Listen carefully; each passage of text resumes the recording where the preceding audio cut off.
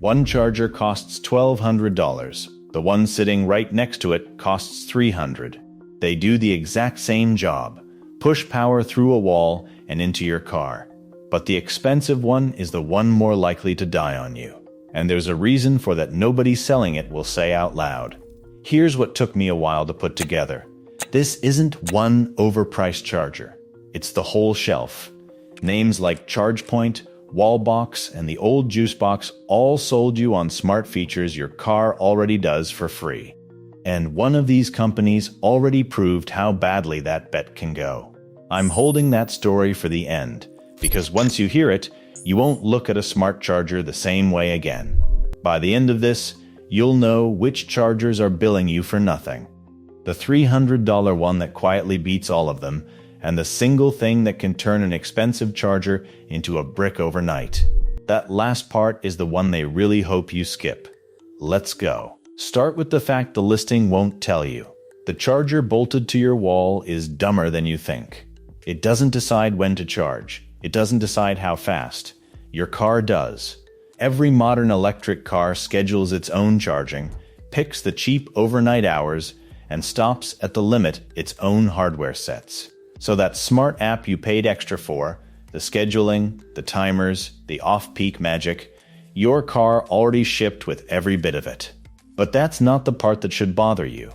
The part that should bother you is what happens when the smart half stops working. Hold that thought. Take the Home Flex from ChargePoint. It's the one you've seen in every garage tour. Around $550, friendly app, glowing reviews. But it only talks to your phone over Wi-Fi, and a detached garage is exactly where Wi-Fi goes to die. Lose the signal and the features you paid for go quiet. Here's the detail that stops you. If that unit was never activated through the app, it throttles itself down to 16 amps just to be safe. You bought a 50 amp charger that refuses to run at 50 until an app gives it permission. Meanwhile, the company itself lost almost a fifth of its revenue last year, and its own stock got flagged for trading under $1. That's not a forum rumor. That's their own filing. So you're handing a cloud account to a company fighting just to stay listed. That's charger number one. We're barely warmed up. If that one annoyed you, the next one stings worse. The Pulsar Plus from Wallbox runs about the same $550, and on paper it looks sharp. But sharp lives in the firmware, and firmware breaks. Owners have watched a single bad update knock their charging schedules out cold, and the company pulled one of its own updates for being too buggy to ship. And when a unit burns out, the forums tell the same story over and over. The company pointing at your wiring, your voltage, anything but the box on the wall, while the warranty talk goes cold. So you bought a premium charger and inherited a part-time job arguing about it. That's number two. But I still haven't told you the worst one. Pause for a second and notice the pattern. 3 brands, 3 price tags, 1 identical promise. Pay us more and we'll be smart for you. But smart, in this entire category, just means it leans on something outside your garage. An app, a server, a company's bank account. A dumb charger leans on none of that. It pushes power and goes back to sleep.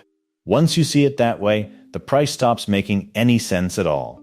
If you've made it this far, you already know what this channel is. I'm not here to tell you what to buy.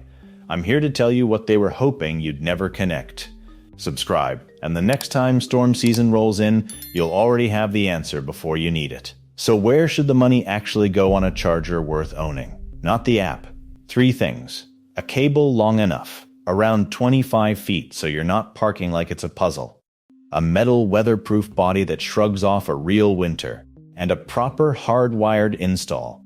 Because anything pulling 40 amps or more belongs wired straight into the wall, not dangling off a plug. That last one matters more than any feature printed on the box. Almost every horror story about a melted connector traces back to a cheap outlet, not the charger itself. Fix the outlet and the scary part vanishes. That's the workaround the premium brands would rather quietly turn into a reason to upsell you. That's the avoid pile. And I want to be straight with you, the point was never to leave you scared. It was to hand you the part they left off the listing. So here's the other side. The chargers that actually earn the money. And the $300 one I'd bolt to my own wall. Start with the winner. The grizzl-e Classic, right around $300, built in Canada, wrapped in cast aluminum that laughs at weather. It's a dumb charger on purpose. No app, no account, no server to lose. It pushes 40 amps into your car, and that's the entire story. Honest caveat, it caps at 40 amps, but nearly every electric car on the road already charges at or below that. So you'll likely never touch the ceiling. Pair it with the scheduler already living in your car, and you've rebuilt every smart feature the $1,200 units brag about, for a quarter of the price. I'd spend my own money here, and that's not a line I hand out often. If you genuinely want an app, there's one honest pick. The Emporia Classic, around $399, fully safety listed, Energy Star rated, with real energy tracking that isn't just for show. It's the cheapest smart charger I actually trust, undercutting the big names by $150. The catch? It still leans on Wi-Fi to change settings, so it carries a sliver of the same risk as the rest. But at that price, you're not betting the farm on the gamble. You're barely paying for it at all. And if your driveway leans hard into one ecosystem, the Tesla wall connector runs about $420 with the longest warranty in the group. 4 full years. The universal version even has the right adapter built in, so it charges a non-Tesla car too. Solid hardware. Just remember, it's still a connected unit, so the same rule holds. The simpler the charger, the less there is to fail. Which brings me to the one I've been holding. The secret the smart charger crowd really doesn't want sitting in your head while your finger hovers over buy. A few years back, Juicebox was one of the most popular smart chargers in the country, owned by a giant energy company. Then in October of 2024, that parent company decided its North American business wasn't worth keeping. They didn't recall a thing, they simply announced the app was going away. And by the summer of 2025, for most owners, it did. The scheduling, the controls, the energy data, the whole smart brain people paid a premium for, switched off from a boardroom. Consumer Reports even warned the units could reset to a higher amperage than the wiring was built to handle. Sit with that. A charger bolted to your wall, half-bricked, not because it failed, but because a spreadsheet somewhere said stop.